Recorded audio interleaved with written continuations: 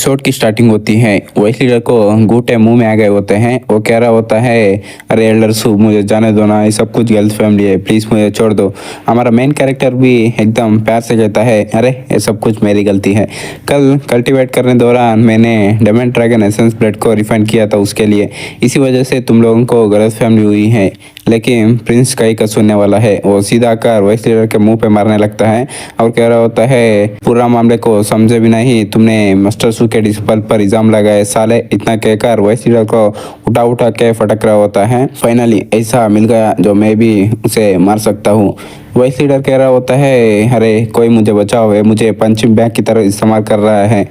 ये फेंग हमारा main character से कहता है, अब ये सब कुछ मिसअंडरस्टैंड है तो इस मामले को यही रफा दफा कर दो ना। जो सुनकर हमारा मेन कैरेक्टर भी कहता है, अब वोली सर ने कह दिया है तो जरूर हम आपकी बात मानेंगे। हमारा मेन कैरेक्टर भी प्रिंस से कहता है, अरे बस करो वरना वो मर जाएगा। प्रिंस वाइस लीडर को उन लोगों की तरफ फेंक देता है और कहता है, ऐसे दफा हो जाओ। डेमन स्लेइंग अलायंस के लोग भी वाइस लीडर को छोड़ने के लिए हमारा मेन कैरेक्टर एफेंग से शुक्रिया करने लगते हैं और बाद में डेमन स्लेइंग अलायंस आपसे माफ़ी मांगने के लिए आएगा। इतने कहकर वाइस लीडर को उठाकर ले जा रहे होते हैं। वाइस लीडर जाते हुए कहता है, स्वर्कल इमॉर्टल सेक्टर सूचेंगे, इसका बदला मैं जरूर लेकर रहूंगा। इतना कहकर वह से चला जाता है। ग्रैंड एल्डर सभी से कह रहा होता है, तो ऐसे भी मिसअंडरस्टैंडिंग क्लियर हो चुका है तो चिंता करने की कोई बात नहीं है। सभी लोग मूड डाउन करने की जरूरत नहीं है, हमारे सेट में अच्छे से एंजॉय करो। तभी एफेंग की नजर जाती है लूली की तरफ। वो आकर लूली कबाब को नमस्कार करने लगता है। लूली कबाब भी कहता है, ओलिसन आपको इतना इज्जत से बात करने की जरूरत नहीं है, इस बुड्ढे की उतनी औकात नहीं है। जो सुनकर एफे कहता है, पैट्रियाजसू आपको याद नहीं होगा, कुछ साल पहले अपने एक घायल हुए बंदे को बचाया था, वो मैं ही हूँ। उस वक्त मैं ट्रेनिंग करने जा रहा था, इसीलिए मैंने अपनी असली पहचान को छुपाया था, इसी वजह से आपने मुझे नहीं पहचाना है। तो सुनकर लूली कबाब भी काफी खुशी होता है। हंसते हुए कहता है, तो वो इंसान ओलिसन है। शू फैमिली का खुशकिस्मत है, हमने ओलिसन को हेल्प किया है। मन में सोच रहा होता है, हमारा तो लॉटरी लग गई, ओलिसन का साथ होना, इसका मतलब है हमारी शू फैमिली का रईस होना। शू फैमिली के हेड और ओलिसन को दोनों को इतना अच्छे से बात करता हुआ देखकर दोनों बड़ी फैमिली के हेड्स को जलने लगती हैं। पीछे से वो दोनों खुसर फुसर कर रहे होते हैं। एक कहता है, शू फैमिली का कनेक्शन जुरा ड्रैगन सेक्रेट लैंड से हो चुका है। एक कहता है, इसका मतलब नॉर्थन रीजन के 3 बड़ी फैमिलीज को शू फैमिली लीड करेगी, मैं इससे मंजूर नहीं करता।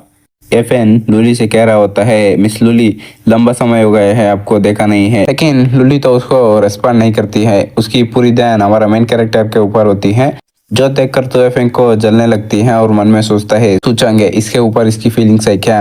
लूली कबाब लूली से कहता है, अरे चुप क्यों हो, ओलिसन तुमसे बात कर रहा है ना। जो सुनकर लूली एफएन से कहती है, वो तो छोटी सी बात है, मैं उसे कब का भूल चुकी हूँ। ओलिसन आपको चिंता करने की जरूरत नहीं है।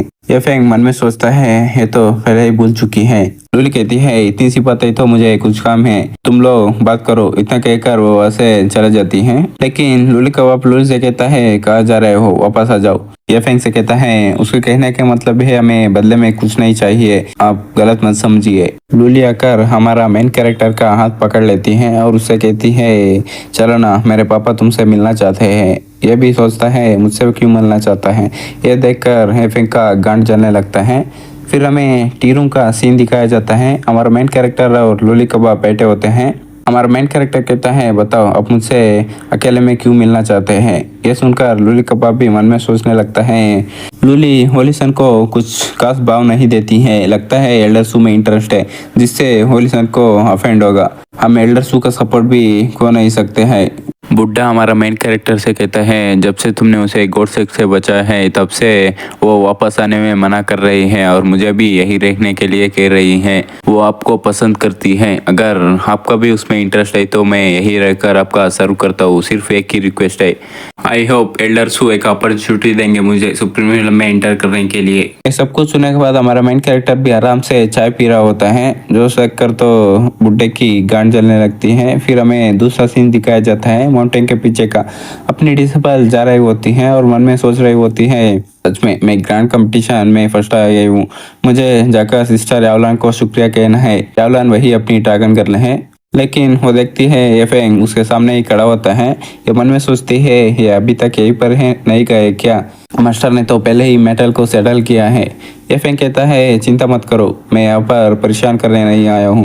वंकिंग भी कहती है तो ओरिसन को कुछ कहना नहीं है तो मैं ऐसे चला जाती हूँ। इतना कहकर जाने लगती है, लेकिन एफएन उसे रोकने लगता है और उसे कहता है क्या तुमने सोचा है तुम्हारा मास्टर इतना ताकतवर है, लेकिन तुम जैसे कमजोर सा लड़की को उसने डिस्पल क्यों बनाया है? क्योंकि तुम्हारे पास नई नेदर एम्पर फिनिक्स बॉडी है। जब तुम्हारा ब्लड लाइन अवेकन होगा उस वक्त का एडवांटेज लेकर तुम्हारा मास्टर तुम्हारा ब्लड लाइन को छीनकर एम्परर बॉडी को डिस्ट्रॉय करेगा। उस समय इस वर्ल्ड में उसका सामना कोई नहीं कर सकता है। यही उसका गोल है। एफेंग अपनी हाथ को आगे बढ़ाते हुए कहता है मेरे साथ आ जाओ, मैं तुम्हारी ब्लड लाइन को अवेकन करने में मदद करूंगा। जो सुनकर अपनी डिसेबल भी कहती है मैंने सोचा था कि अजुरा ड्रैगन सेक्रेट लैंड का ओलिसन समझदार होगा, पता नहीं था कि तुम जैसा चोमू होगा।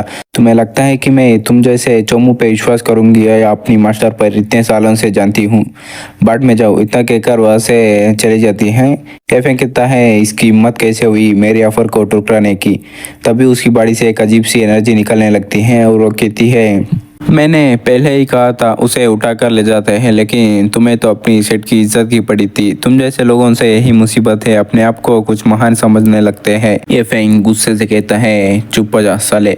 एपिसोड की स्टार्टिंग होती है, हमारा मेन कैरेक्टर को दिखाया जाता है जो कि टी रूम के बाहर खड़ा होता है। वहीं पर लूडी आकर कहती है कैसर हाँ मेरे फादर ने तुमसे क्या कहा है? जो सुनकर हमारा मेन कैरेक्टर भी कहता है तुम्हारे बाप ने तुझे मुझे भेज दिया है, तो बताओ हम लोग क्या करें? इतना कहकर उसके सर पर पैर से हाथ रखता है। वो भी शर्माते हुए कहती है तो ऐसी बात है तो मैं आपसे आपके साथ ही रहूंगी, कहीं पे भी नहीं जाऊंगी। जब से आपने मुझे बचाया है तब से मैं अपनी दिल को आपको सौंप चुकी हूँ। इतना कहने के बाद सिस्टम में नोटिफिकेशन आता है शुली का फेवरेबिलिटी 5% इंक्रीज हुई है। करेंटली उसकी फेवरेबिलिटी अबव 80 है। एक और नोटिफिकेशन आता है, उसमें कहती है वो आपने कम्प्लीटली एफएन का रोमांटिक रिलेशनशिप ट्राई किया है, इसीलिए आपको random reward points 666 villain points मिलते हैं। ब्लेम देना है तो तुम सिर्फ तुम्हें ही ब्लेम दे सकते हो, क्योंकि तुम अपने लव को प्रोटेक्ट करने के काबिल नहीं हो। इस सिस्टम और इस वर्ल्ड को ब्लेम दे सकते हो। इतना सोचने के बाद हमें माउंटेन का पीछे का सीन दिखाया जाता है। एक आंटी कह रही होती है लिटिल गर्ल भागना बंद करो और हमारे साथ अज़ुरा ड्रैगन सीक्रेट लैंड में चलो। ये अड्डी वही होती है पिछले एपिसोड में देखा था ना, एफेंग से एक एनर्जी निकली होती है। असल में ये एक एंशियंट डिवाइन वेपन का टुकड़ा होता है। वो कह रही होती है मैं एंशियंट डिवाइन वेपन का फ्रेगमेंट हूँ, इतने साल एवेंट एंड अर्थ में ट्रैवल कर चुका हूँ, लेकिन तुम जैसा एक एवेंट फिजिक्स वाला बॉडी को नहीं देखा हूँ। इतना कहकर अपनी डिसिपल को खाने लगती है। अपनी डिसिपल भी काफी घबराई होती है और कहती है गेट लॉस्ट। वो अड्डी भी कहती है तो फिर तुम्हें जबरदस्ती ले जाना पड़ेगा। इतना कहकर एक अटैक करता है जिसकी वजह से वंकिंग को भी तकलीफ हो रही होती है, लेकिन वहां पर प्रिंस आ जाता है। वो कहता है इवन एफेक्ट में भी इतनी हिम्मत नहीं है एल्डर सू को डिस्पल को टच कर सके। लगता है तुम्हारी हड्डी में काफी दम है, इसलिए एल्डर सू के डिस्पल पे अटैक कर रहे हो। इतना बोलकर हड्डी के ऊपर एक अटैक कर देता है। अपनी डिस्पल भी मन में सोच रही होती है ये यहाँ पर क्या कर रहे हैं। प्रिंस वंकिंग के पास आ जाता है। उस अड्डी को देख सकते हैं प्रिंस के अटैक की वजह से उसके खोपड़ी में छेद हो गई होती है। वो अड्डी एफएन के पास आकर कहती है इस बेवकूफ़ नहीं गया है क्या, मैं इसे तुम पर छोड़ देता हूँ। एफएन कहता है प्रिंस के बच्चे मैं तुम्हें जाने के लिए छोड़ दिया था, लेकिन तुम दूसरों के काम में टांग अड़ा रहे हो। लगता है तुम्हें जीने की कोई इच्छा नहीं है। उसे घूर के देखता है जिसकी वजह से प्रिंस घबरा कर सीधा वंकिंग के पीछे छुपने लगता है और एफएन से कहता है मैं यहाँ पर सिर्फ मास्टर सू के डिस्पल को प्रोटेक्ट करने आया हूँ, तुम कुछ मत करो वरना इस लड़की को चोट लग गई तो मास्टर सू तुम लोगों को जाने नहीं देगा। एफेंग वंकिंग से कहता है लगता है तुम्हें अभी तक समझ नहीं आया है, अगर सू चंगे तुम्हारा परवाह करता तो तुम इस सिचुएशन में नहीं रहती। तुम्हें ग्रो करने के लिए इस एक में इतनी रिसोर्स नहीं है। जो सुनने के बाद वंकिंग भी थोड़ी वक्त के लिए चुप रहती है और हेफेंग से कहती है बस करो मुझे मिसलीड करना, मैं तुम्हारे बकवास बातों पे विश्वास नहीं करूंगी और मैं तुम्हारे साथ से भी नहीं चलूंगी। जो सुनने के बाद हेफेंग भी चुप हो जाता है। उसी वक्त हमारा मेन कैरेक्टर का आवाज़ आता है अगर वॉरिसन को हमारे सेक्ट में कोई काम नहीं है तो यहाँ से दफा हो सकते हो। हमारा मेन कैरेक्टर को आता हुआ देखकर अपनी डिसिपल भी काफ़ी खुश हो जाती हैं। प्रिंस को देख सकते हैं और रोने लग जाता है मास्टर सू नहीं लाडसू अब आखिरकार आ ही गए। फिर हमें हमारा मेन कैरेक्टर को दिखाया जाता है वो स्वाड पे खड़ा होता है। अड्डी कहती है सोचेंगे उस लड़की को डिसिपल लेने का तुम्हारा कोई इरादा नहीं है तो तुम हमारे रास्ते में मत आ जाओ। जो सुनने के बाद हमारा मेन कैरेक्टर को भी काफ़ी गुस्सा आ जाता है और सीधा अटैक करने के लिए उसकी तरफ बढ़ जाता है। एक छोटा सा डिवाइन वेपन का टुकड़ा की इतनी हिम्मत आकर बकवास कर सके, इतना कहकर उसके ऊपर एक अटैक कर देता है। वो सीधा जाकर जमीन में गिर जाती है। हमारा मेन कैरेक्टर कहता है तुम्हें पूरा चकनाचूर कर दूंगा। जहाँ पे हड्डी गिरी होती है वहाँ से जोरदार लाइट निकलने लगती है। वो फिर से एक फ्रेगमेंट बन जाता है। ये फेंग उसे ले लेता है और उसे समझ नहीं आता और वो क्या करे। हमारा मेन कैरेक्टर कहता है दफा हो जाओ यहाँ से। एफेंग भी वहाँ से जाने लगता है। प्रिंस कहने लगता है क्या ये डरपोक यहाँ से बच के जाने लगा, वरना उसको तो कुत्ते की तरफ मारता। हमारा मेन कैरेक्टर उसे लात मार के भगा देता है, फिर वंकिंग को लेकर वहाँ से चला जाता है। तो हमें डेमन स्लेइंग सिटी को दिखाया जाता है। कुछ लोग एक आदमी के पीछे कर रहे होते हैं। ये होता है स्वाट क्लाउड इम्बर्टर सेट का सेक्ट लीडर जियांग टाइशिंग। वो सीधा उसके ऊपर अटैक कर देते हैं। अचानक अटैक करता हुआ देखकर भी सेक्ट लीडर भी हैरान हो जाता है। फिर एक बूम की साउंड आती है। पिछले एपिसोड में देखा था स्वाट क्लाउड इमॉर्टल सेट के सेट मास्टर के ऊपर अटैक हो जाते हैं। ये और कोई नहीं, डेमन स्लेइंग अलायंस के लोग भी किए होते हैं। वो लोग सेट मास्टर को मारकर सेट मास्टर के सर को वाइस लीडर के पास लेकर आते हैं। वो भी कहता है गुड गुड, अच्छा किया। जैसे आपने कहा था स्वाट क्लाउड इमॉर्टल सेट का सेट मास्टर को मरवा दिया। अब सेट कमजोर हो चुका है और हमारा प्लान के रास्ते में कोई नहीं आएगा। इस मिस्टीरियस आदमी ने ही मदद की होती है सेक्ट लीडर को मरवाने में। ये भी कहता है बहुत बढ़िया। वाइस लीडर भी कहता है ये बातें फैला दो, 3 दिन में सीक्रेट रिलम ओपन होने वाली है डेमन स्लेइंग अलायंस के ऊपर। उस समय सभी डिस्पल्स आएंगे। जब हमारा प्लान सक्सेसफुल हो जाएगा पूरे नॉर्थन स्काई रीजन में हम राज करेंगे। वो लोग भी कहते हैं डेमन स्लेइंग अलायंस राज करेगा। पीछे से मिस्टीरियस आदमी भी सोचने लगता है बेवकूफ़ लोग, इतना आसान है इन्हें बुद्धू बनाना। हमारा प्रिंसेस जिंदा होने के बाद इन सभी लोगों को मार दूंगा। फिर हमें स्वाट क्लाउड इमॉर्टल सेट का कॉन्फ्रेंस का हल्का सीन दिखाया जाता है। हमारा मेन कैरेक्टर और सभी एल्डर्स वहीं पे बैठे होते हैं। ग्रैंड एल्डर कहने लगता है इस बार उन्होंने ज़्यादा कर दिया। हम दोनों सेट के बीच में कोई दुश्मनी नहीं थी, सिर्फ वाइस लीडर ने आकर अपने आप को ही हमारे सेट में मजाक बना दिया। बदला लेने के लिए वो सेट मास्टर को भी मरवा दिया। एल्डर बाई भी कहती है उस बेवकूफ़ ने अकेले तो नहीं किया होगा, उसके साथ में कोई मिला हुआ है। 3 दिन में सीक्रेट रिलम ओपन होगी, वो भी डेमन स्लेइंग सिटी में।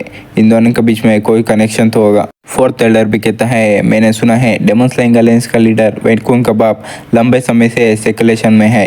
वो सुप्रीम रिलम में जाने वाला है। हो सकता है वो चुपकर कुछ प्लानिंग कर रहे होंगे। उन लोगों ने सेट मास्टर को भी मार दिया। हमसे डील करने के लिए भी उन्होंने कोई प्लानिंग बनाया होगा। ऐसे एग्जैक्टली अब क्या करे एल्डर सू।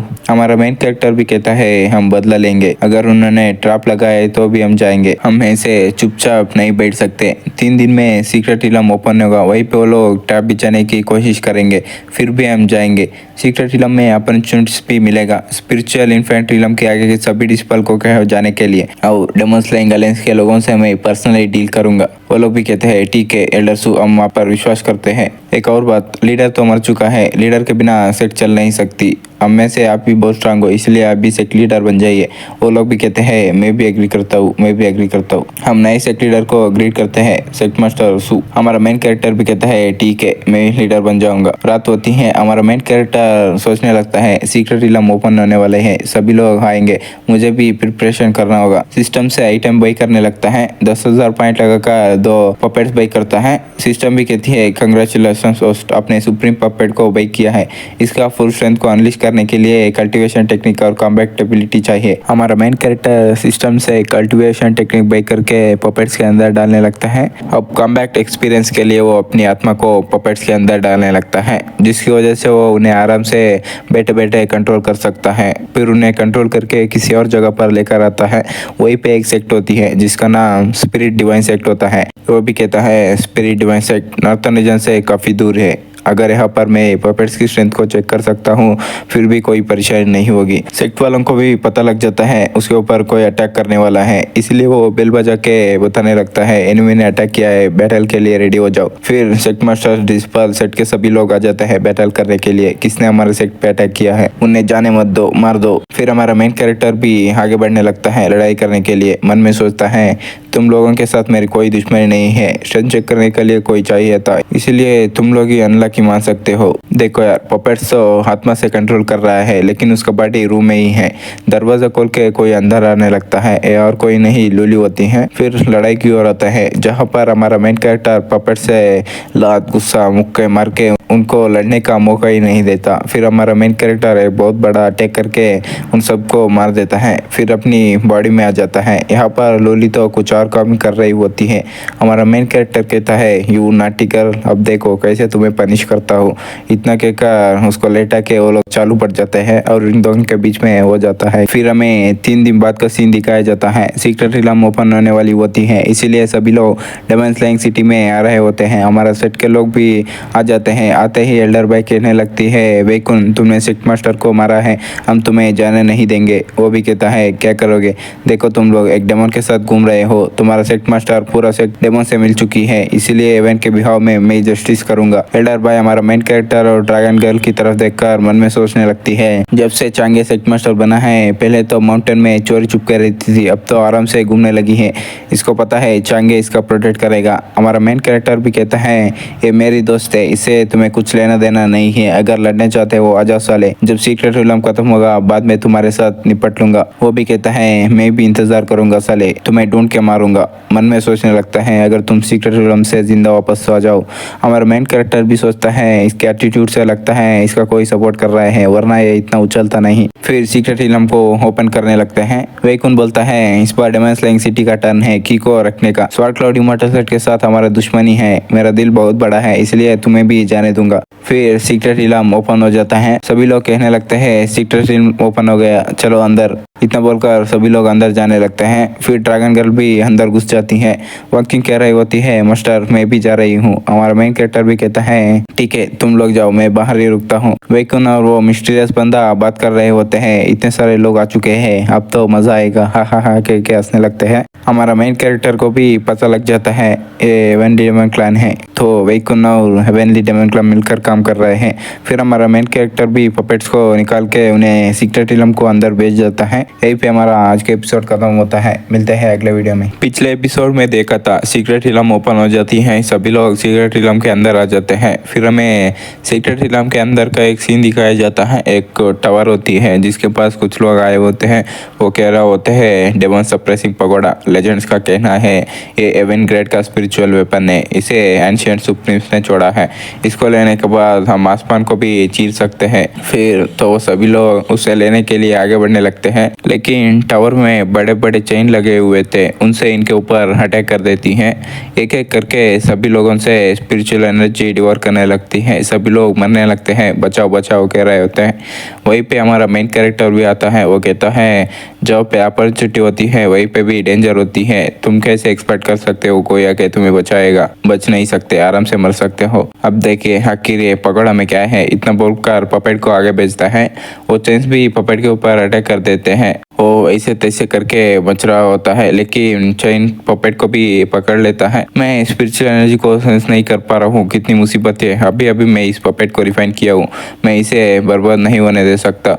इतना बोलकर एक धमाका करता है जिससे वो पपेट चेन से आजाद हो जाता है। आखिर इसके अंदर किस तरह का मास्टर सील है। टावर के अंदर एक फॉक्स गर्ल को दिखाया जाता है, वो कहती है इतने साल हो गए फाइनली कोई सुप्रीम आ गया। सिस्टम भी कहती है सुनो, सामने लड़की है जिसका नाम यू लांग लांग है, उसका फेवर 80 से ज्यादा बढ़ाओ और उसको सब्यू करो। 9 टेल फॉक्स क्लैन की है, रिवार्ड 5000 विलन पॉइंट्स और 50,000 फेट पॉइंट्स मिलेंगे, अगर फेल हुए तो एक रिलम कम करेंगे। हमारा मेन कैरेक्टर भी मन में सोचता है ये सिस्टम किसी लड़की को नहीं छोड़ती, जो दिखती है उसे पटाने को बोलती है। वो फॉक्स गर्ल भी कहती है मुझे यहाँ से आज़ाद करो, मैं तुम्हें जो चाहिए वो दूंगा। हमारा मेन कैरेक्टर भी कहता है मैं तुम्हें मदद करूंगा, लेकिन एक कंडीशन है, 1 साल के लिए मेरे मास्टर लॉर्ड सू के साइड रहना पड़ेगा। वो भी मन में सोचती है 1 साल के लिए, इतने सालों से मैं यहाँ पर कह दूँ, अगर मैं इसे जाने दूंगा पता नहीं और कितने साल लगेंगे दूसरा मौका मिलने में। वो भी कहती है ठीक है मुझे कंडीशन मंजूर है। हमारा मेन कैरेक्टर भी ठीक है ये मैटर सेटल हो गया, एक सील लगा देता है, फिर टावर को भी तोड़ देता है। वो भी आज़ाद होती है, कहती है फाइनली मैं बाहर आई गई। पपेट घूर के उसे देख रही होती है, वो भी कहती है घूर के क्यों देख रहे हो, जैसे कि मैं यहाँ से भाग जाऊंगी। वो भी कहता है नॉट रियली, तुम इतने सालों से यहाँ पे कहते इसलिए तुम्हारा पावर कम हुई होगी, अगर तुम बच के भी भाग जाओगी तो कोई यार तुम्हें पकड़ लेगा, इससे अच्छा मुझे फॉलो करो और अपनी पावर को रिकवर करो, मुझे कुछ काम है सीक्रेट रिलम में, चलो चलते हैं। वो भी कहती है हाँ हाँ ऑर्डर मत दो मुझे। मनी मन सोचती है, सोचा नहीं था मैं नाइनटेड फॉक्स क्लैन की क्वीन, एक दिन किसी और का बात मानना पड़ेगा। जब मेरी पावर रिकवर होगी तब मैं तुम्हें घुटने पे लाकर तुम्हारे साथ खेलूंगी। उसको घूर के देख रही होती है। हमारा मेन कैरेक्टर भी सोचता है, अरे बाप रे, पता नहीं क्यों मुझे अजीब सा फील हो रहा है। फिर हमारे सेट के लड़कियों को दिखाया जाता है, वो कहीं पे जा रहे होते हैं। एल्डर बाई कहती है, इस सीक्रेट रिलम में 10 कमाल के हॉल्स है, उनमें से सबसे बढ़िया है हेवनली मिराज हॉल। लोगों का कहना है कि उसके अंदर डिवाइन वेपन, सीक्रेट ट्रेजर से कमाल की इनहेरिटेंस रखा है। ड्रैगन गर्ल भी कहती है, इसके अंदर कॉन्फिडेंस है अपनी एबिलिटी के ऊपर। वही लोग हेवनली मिराज पैलेस में जाते हैं अपॉर्चुनिटीज ढूंढने, लेकिन आज तक कोई उस पैलेस का बैरियर नहीं तोड़ पाया। जो सुनकर एल्डर बाई कहती है, ऑफ कोर्स वो इतना आसान नहीं है, अगर इतना आसान होता तो सभी लोग ताकतवर बन जाते। हाँ सही कहा तुमने। तभी उनको आवाज़ आने लगती है, हेवनली मिराज पैलेस का बैरियर तोड़ दिया है, ओपन होने वाली है, अगर ट्रेजर चाहिए तो जल्दी यहाँ पे आ जाओ। जो सुनकर ये लोग भी शॉक हो जाते हैं। सच में डेमन स्लेइंग अलायंस को पावरफुल लोग पैकिंग कर रहे हैं, उन्होंने बैरियर को भी तोड़ने में कामयाब हो गए। ये बातें सभी लोगों को पता लग जाती है, इसीलिए वो लोग भी हॉल में जाने लगते हैं। चलो चलो जल्दी, वरना कुछ नहीं मिलेगा। अपनी डिसेबल को शक होने लगती है, अगर उन्होंने बैरियर को तोड़ा है वो चुपचाप जाके ट्रेजर ले लेना, लेकिन वो क्यूब सभी लोगों को बता रहे हैं, ये किसी तरह का जाल हो सकती है। ड्रैगन गर्ल भी कहती है, वो लोग कुछ ना कुछ तो गड़बड़ कर रहे हैं। एल्डर बाई भी कहती है, हमें चौकन्ना रहना होगा, वो लोग क्या प्लान कर रहे हैं, जाके दूर से छुप के देखते हैं। चलो, इतना बोलकर ये लोग वहीं से जाने लगते हैं। अब आते हैं हेवनली मिराज पैलेस से, सभी लोग इकट्ठा होने लगते हैं। एक बंदा बोलता है, एंट्रेंस कहाँ पे है अंदर जाने का। लड़कियां दूर से छुप के नजर रख रही होती हैं। इतने सारे लोग आ चुके हैं, सभी लोग ट्रेजर के चक्कर में आए हैं। एक बंदा बोलता है, वाइस लीडर सभी लोग आ गए हैं। ये वाइस लीडर भी हमारे लोगों का ही इंतजार कर रहा था। वो कहता है, पकड़ लो उन्हें। पीछे से कुछ लोग निकल के लड़कियों को पकड़ने लगते हैं। एल्डर बाई भी कहती है, सच में इन्होंने हमारे लिए ही जाल बिछाया है, जल्दी यहाँ से भागो। उतने में वो लोग जाल फेंक के उन्हें पकड़ लेते हैं। वाइस लीडर भी कहने लगता है, शुक्रिया तुम सभी लोगों को यहीं पे आने के लिए, हम सभी लोग एक साथ मिलकर ही इस गेट को ओपन कर सकते हैं, तुम लोग मेरे साथ दोगे ना। वो लोग भी कहते हैं, हम आपके साथ हैं, लेकिन इस कम्युनिटी ने तो सबको मारने की प्लानिंग की होती है। बीच में से कुछ बंदे निकल के फॉर्मेशन बनाने लगते हैं। इन्हें भी पता लग जाता है कुछ गड़बड़ हो रही है। ये लोग कहते हैं कुछ सही नहीं हो रहे हैं। ये लोग उनके पावर को डिवर करने लगते हैं। वाइस लीडर भी जोर जोर से हंसने लगता है, अब सब कुछ मेरा है, तुम लोग अपनी स्पिरिचुअल एनर्जी को मुझे दे दो। उतने में वो लोग लड़कियों को इसके पास लेकर आते हैं। इन्हें इमोर्टल बाइंडिंग रोप से बांध दिया है, ये स्पिरिचुअल एनर्जी को अब्यूज नहीं कर सकते। बताओ इनके साथ क्या किया जाए। बड़ी सुंदर और सेक्सी लग रहे हैं। वाइस लीडर भी आकर एल्डर बाई का चेहरा पकड़ लेता है, कसम से क्या लग रही हो। एल्डर बाई भी कहती है, अपने गंदे हाथ हटाओ मुझसे, और तुम तो एक डेमन हो, तुम्हारे साथ करने में तो और भी मजा आएगा। तो उतने में ही हमारी डिसिपल उसके मुंह के ऊपर थूक देती हैं, अपनी मुंह को बंद रखो कमीने। इस कमीना तो उस थूक को भी चाटने लगता है। हाय हाय, इतनी जल्दी मत करो, तुम तीनों के साथ भी मिलकर करने में और भी मजा आएगा। एल्डर बाई कहती है, अगर तुमने मुझे टच करने की कोशिश की तो बाई फैमिली तुझे नहीं छोड़ेगी। ड्रैगन गर्ल भी कहती है, अगर हिम्मत है तो मुझे आजाद करो, 1v1 फाइट करेंगे। वो कहता है, मेरा बाप जल्दी सुप्रीम रिलम में जाने वाला है, तब तुम्हारा बाई फैमिली भी कुछ नहीं उखड़ पाएगी। हाँ तुम्हारा बहुत ही बड़े बड़े हैं, दबा दूं क्या। वो भी कहती है, नहीं नहीं मत दबाओ। तभी अचानक एक अटैक आके उसके हाथ के आर पार हो जाते हैं। वो भी चिल्लाने लगता है, मेरे हाथ में छेद कर दिया, कौन है यार। लड़कियां भी खुश हो जाते हैं, वाह कोई हमें बचाने आ गया। ये और कोई नहीं, हमारा मेन कैरेक्टर का पपेट और फॉक्स गर्ल होते हैं। फॉक्स गर्ल भी कहती है, इससे मेरा कुछ लेना देना नहीं है, इसे तुम ही निपट लो। पपेट भी कहती है, नो प्रॉब्लम। उतने में वाइस लीडर उन्हें ऑर्डर देता है, जल्दी जाके इसे मार दो। और सभी लोग भी पपेट को घेर लेते हैं अटैक करने के लिए। पपेट भी कहता है, बस तुम बैठ के मजा देखो। यहीं पे आज का हमारा एपिसोड खत्म होता है, मिलते हैं अगले वीडियो।